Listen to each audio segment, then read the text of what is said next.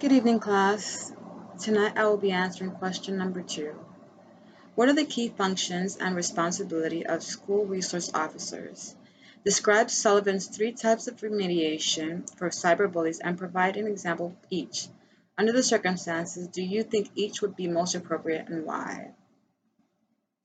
According to James and Gilliland, 2017, the school resource officers are part of an important team that focuses on maintaining order by way of stopping threatening and intimidating behaviors in schools. Such officers do not receive the typical police officer training, but receive a specialized training for their shield. It is also important to note that SROs are not only responsible for maintaining order, but building an alliance with such students by way of actively listening to them, eliciting information, and serving as role models. In regards to cyberbullying,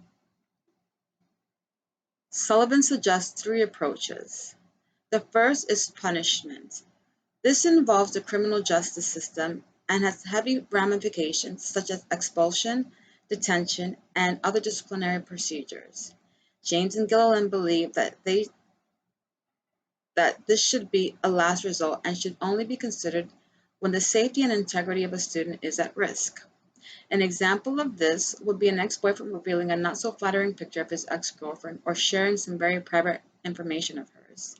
Because of the delicacy of the information shared and or posted, this can put the girl at risk, and the law would need to come in to protect the identity of such girl.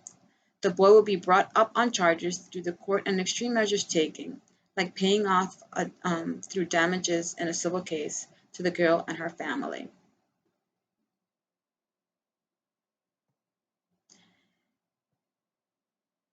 The second approach is a consequence approach. This approach is a step down from the punishment approach before mentioned. This approach suggests a psychoeducational assistance for the bully in areas like social training.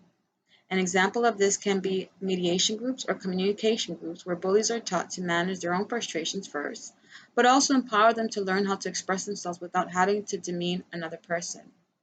And third is referred to as feelings approach, which focuses on stopping the dehumanization and discounting of target individuals, and it focuses on building empathy.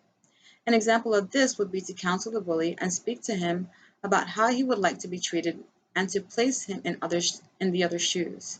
This counselor in training believes that oftentimes students are so self-centered and concentrated on their own hurt, it doesn't occur to them that the other individual is going through their own stuff. This counselor in training believes that they are all valid depending on the incidences. She also believes that because of the increase in the area of cyberbullying, more preventative measures should be taken. Things like sensitivity groups and mediation groups should be set up around schools around the country, and it should be a requirement within our school system. I hope you enjoyed this post. Have a good night.